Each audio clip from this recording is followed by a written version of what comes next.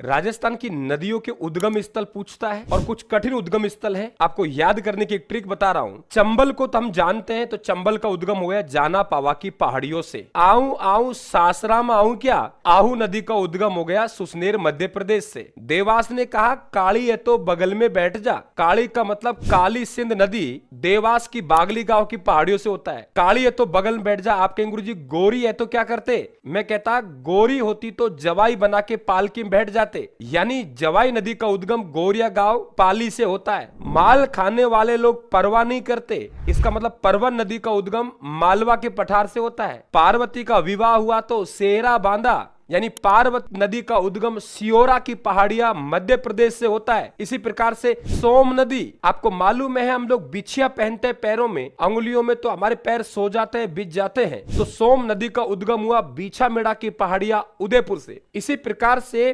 चित्तौड़ की बामनी है वो हरिपुरा, हरि का भजन करती है, यानी चित्तौड़ से बामनी नदी का उद्गम होता है हरिपुरा से। तो हरिपुरा गांव की पहाड़ियां चित्तौड़ से बामनी नदी का उद्गम होता है। यदि आपको पसंद आए तो लाइक और शेयर करके हमारा पेज को फॉलो करना ना भूलें।